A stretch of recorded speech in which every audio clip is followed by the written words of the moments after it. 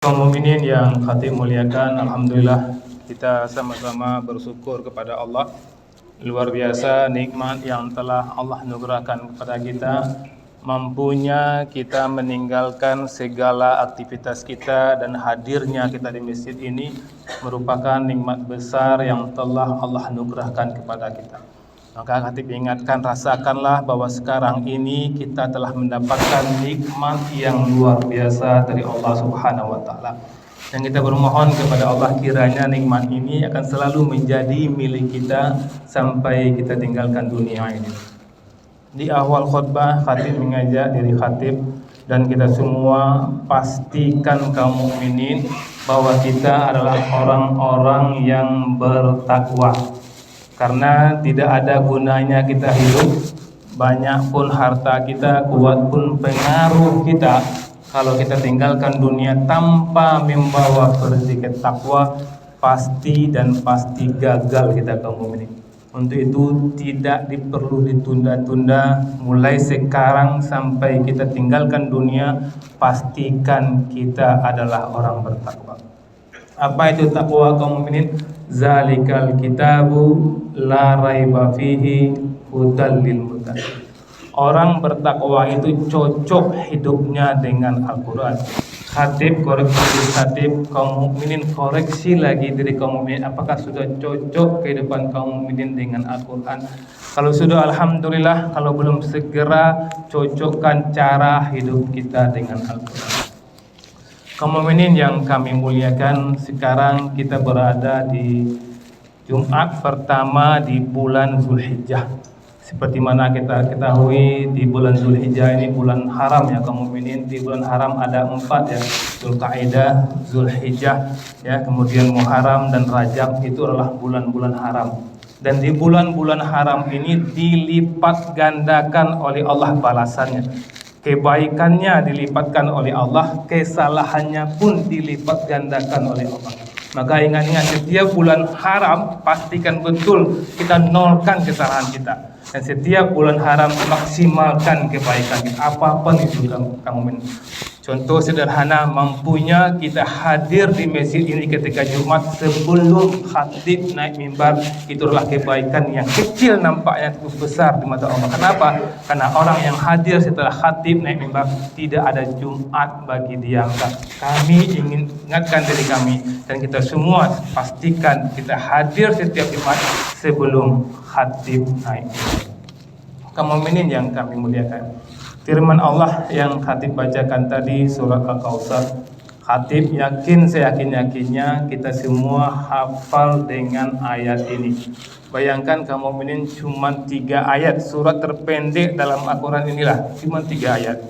Di mana di sini Allah menginformasikan kepada kita kaum mukminin, sungguh kata Allah, kami telah memberikan kepadamu, kepada siapa saja ini kaum mukminin. Walaupun ayat ini ditujukan kepada Nabi Muhammad, tapi tidak ada kata Nabi Muhammad di sini. Berarti ini untuk semua Nabi Muhammad dan untuk umat Nabi Muhammad. Maka siapapun kita kaum mukminin adalah orang-orang yang telah mendapat nikmat yang banyak dari Allah Subhanahu wa taala. Itu harus kita patrikan, kita camkan dalam diri kita masing-masing kaum mukminin. Ayat ini tertuju kepada orang yang paling kaya di dunia. Dikatakan kepada dia bahwa kamu telah mendapatkan nikmat yang banyak. Dan ayat ini juga tertuju kepada orang yang paling melarat, orang termiskin di dunia. Dikatakan kepada dia, sungguh kamu telah mendapatkan nikmat yang banyak. Maka dengan satu ayat ini saja kaum mukminin tidak ada hak kita untuk berkeluh kesah kaum mukminin. Karena apapun posisi kita telah mendapatkan nikmat yang banyak.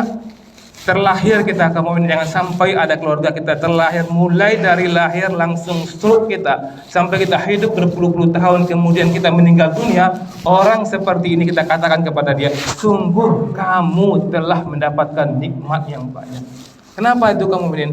Karena surga itu nikmatnya tidak bisa dinilai kaum mukminin. Dan surga itu syaratnya hidup dulu sebentar di dunia. Maka orang termiskin di dunia tadi, orang terlahir stroke sampai mati stroke, lihat lahir ke dunia, dia bisa menikmati surga. Maka mulai sekarang jangan ada keluh kesah lagi kamu. Kenapa gitu kamu? Karena Allah juga mengatakan bahwa apapun nikmat yang Allah berikan kepada kita pasti akan kita pertanggungjawabkan. Apa kata Allah? Sumalatus aluna yauma izin anin naim.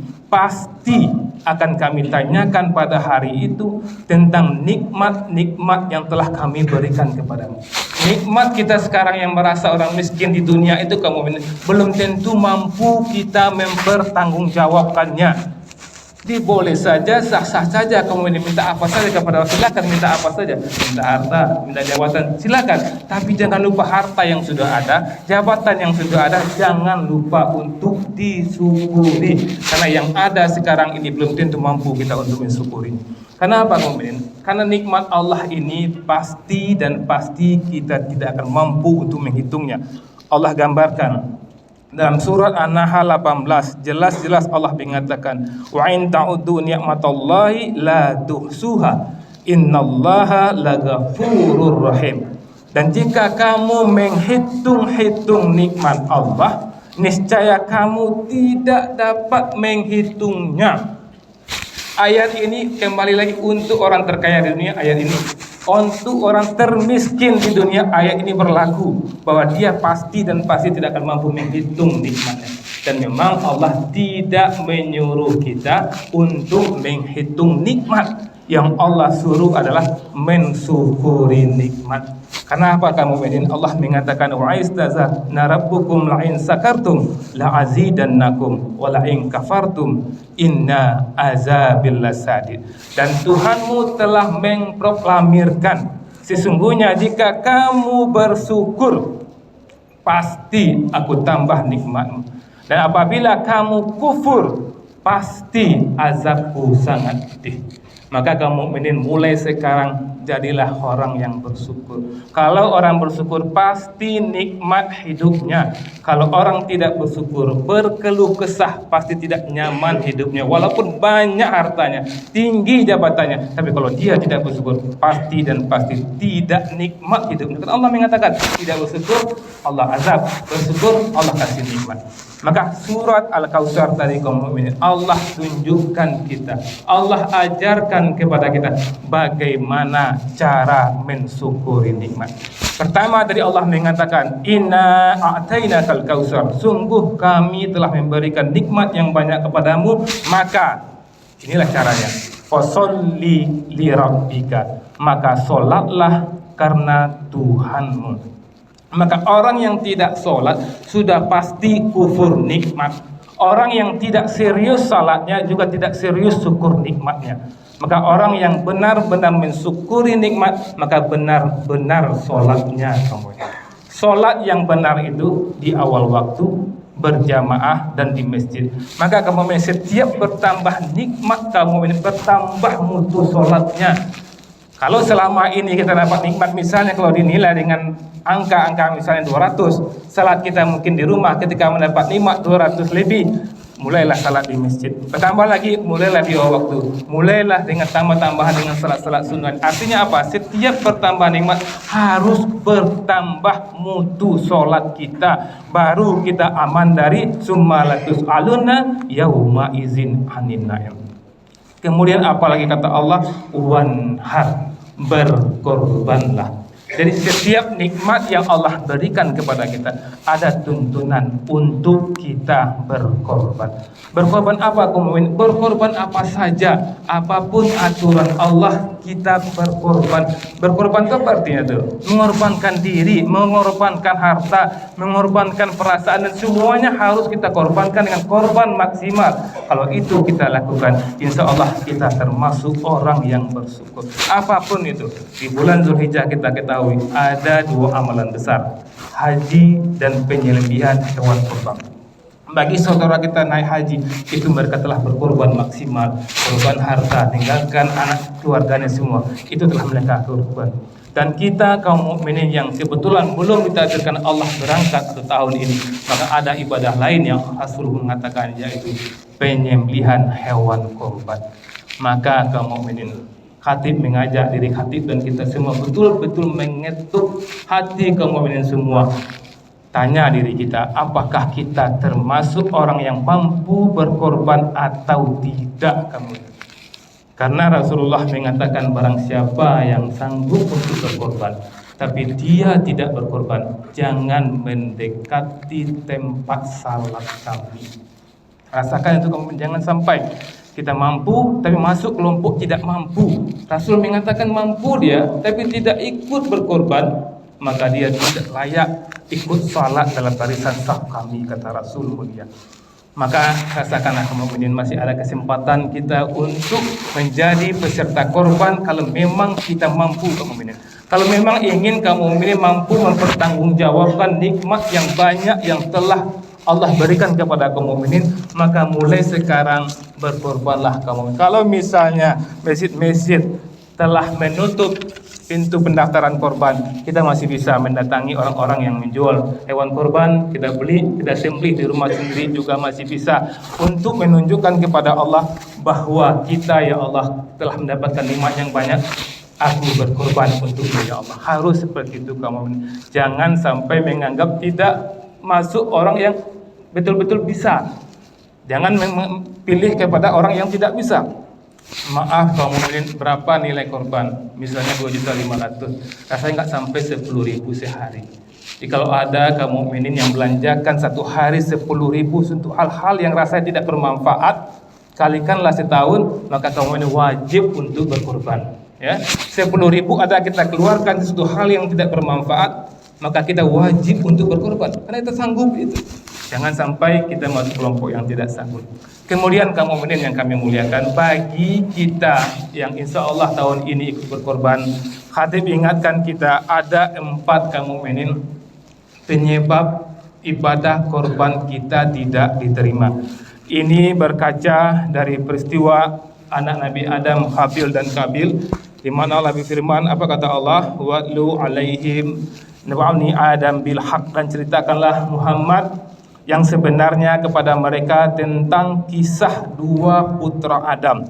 Isqaraba kurbanan, ketika keduanya mempersembahkan kurban.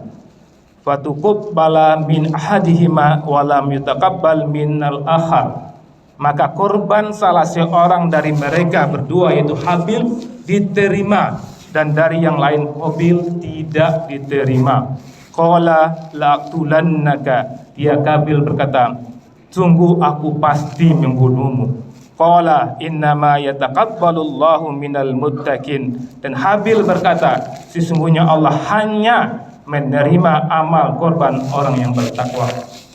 Berlihat dari kisah Habil dan Qabil ini kaum mukminin, ada 4 penyebab utama korban Qabil tidak diterima oleh Allah Subhanahu wa taala. Maka khatib mengajak diri khatib dan kita semua, jangan kita seperti Qabil, sudah berkorban tapi tidak diterima oleh Allah. Yang pertama, berkorban bukan karena Allah Subhanahu wa taala. Seperti mana kita ketahui, Qabil berkorban hanya mengharapkan istri Iklimah namanya, dia mengharapkan itu, berarti dia berkorban bukan karena Allah. Mulai sekarang hati-hati kita kaum mukminin, kita berkorban benar-benar karena Allah. Jangan dua, ada orang berkorban karena Allah kemudian juga ingin menikmati dipuji oleh orang lain. Ini hati-hati kita kaum mukminin.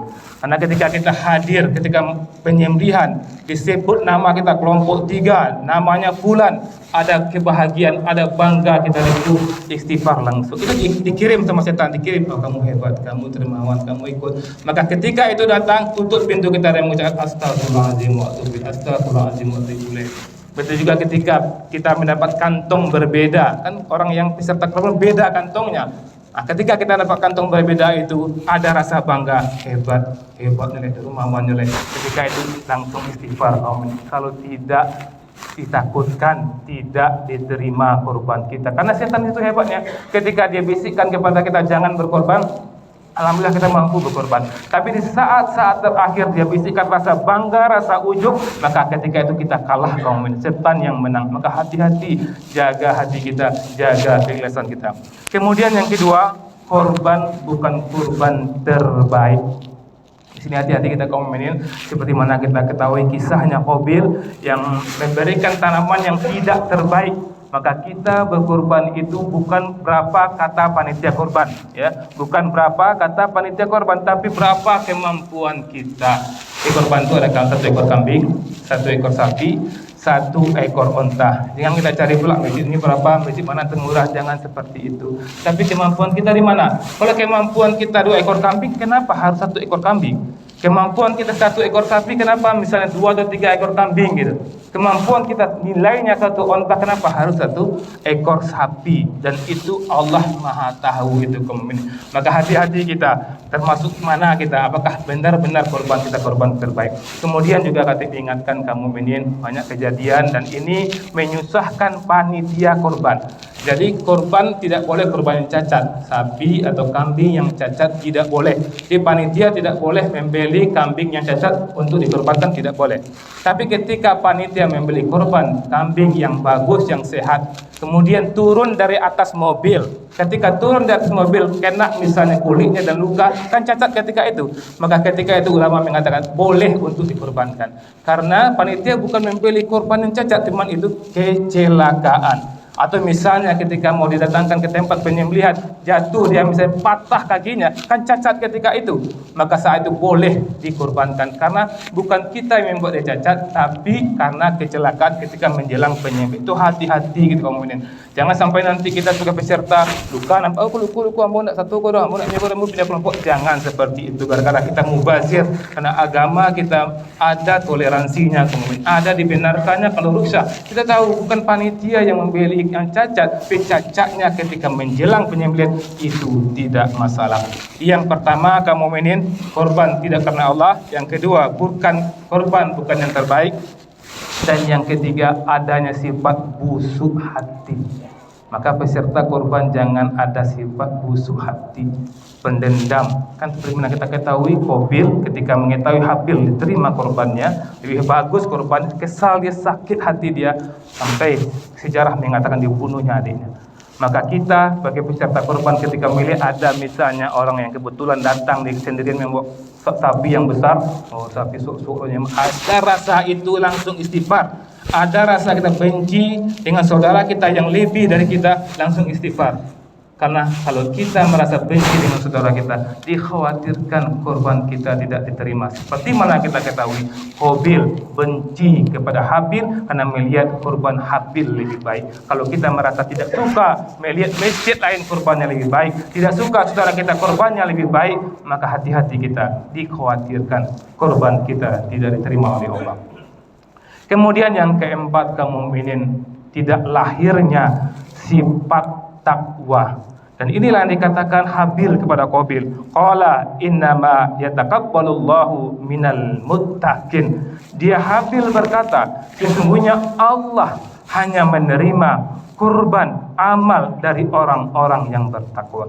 Maka kita yang menjadi peserta kurban, mulai sekarang pastikan kita bertakwa, kaum mukminin. Karena apapun ibadah kaum mukminin adalah takwa. Hasilnya puasa untuk bertakwa, zakat untuk bertakwa, salat itu pun untuk bertakwa, dan kurban juga untuk bertakwa. Karena Allah mengatakan kepada kita kaum mukminin, apa kata Allah kaum mukminin? Kazalika sakharaha lakum litakabbarullahu ala ma haza wa basiril muslimin. Demikianlah dia menundukkannya untukmu agar kamu mengagungkan Allah atas petunjuk yang dia berikan kepadamu. Kemudian Allah di awal ayat itu mengatakan, la yanalallahu lahumuha, sekali-kali tidak akan sampai kepada Allah dagingnya, lahumuha, wala dima'uha, dan darahnya, walaki yanaluhu taqwa minkum, yang sampai kepada Allah adalah takwa kamu. Jadi kalau ada orang non muslim yang mengatakan bahwa orang muslim mendarahi bumi, mendagingkan bumi, tidak. Allah bantah di sini. Allah mengatakan la yanalallahu lahumha, sekali-kali tidak akan sampai kepada Allah dagingnya, wala dimauha, dan darahnya, walaki yanaluhu taqwa minkum, yang sampai kepada Allah adalah takwanya, bukan besar kecilnya, tapi takwa kita. Makanya kaum mukminin, sekali lagi, pastikan khatib adalah orang bertakwa dan kaum mukminin orang bertakwa. Fattabiru ya ulil absar la'allakum turhamun.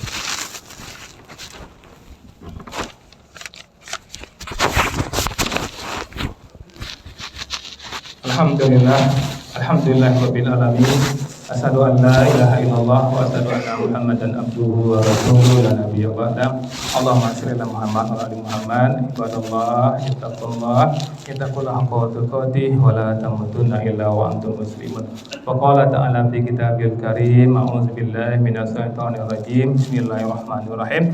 Innallaha wa malaikatahu yusholluna 'alan nabi ya ayyuhallazina amanu shollu 'alaihi wa sallimu taslima. Allahumma shalli ala Muhammad wa ali Muhammad kama shallaita ala Ibrahim wa ala ali Ibrahim wa barik ala Muhammad wa ali Muhammad kama barakta ala Ibrahim wa ala ali Ibrahim fil alamina innaka Hamidum Majid. Allahumma firli muslimina wal muslimat, mu'minina wal mu'minat, al ahya'i minhum wal amwat, wa tabi bainana wa bainahum bil khairat. Rabbi fir warham anta khairur rahimin. Ya Allah ya Rahman, ya Allah ya Rahim, ampuni dosa kami ya Allah, ampuni dosa orang tua kami ya Allah. Sayangilah mereka ya Allah sebagaimana mereka telah menyayangi dan mengasihi kami ketika masih kecil. Ya Allah ya Rahman, berilah hidayah dalam kehidupan kami ya Allah. Ya Allah ya Rahman, janganlah kami tinggalkan dunia ini sebelum benar kami sebagai orang bertakwa ya Allah. Janganlah kami tinggalkan dunia ini ya Allah sebelum benar ampunan-Mu buat kami ya Allah. Allahumma rabbana atina fid dunya hasanah wa fil akhirati hasanah wa qina azabannar. Subhana rabbika rabbil izzati amma yasifun wa salamun alal mursalin walhamdulillahi rabbil alamin. Aqimis shalah.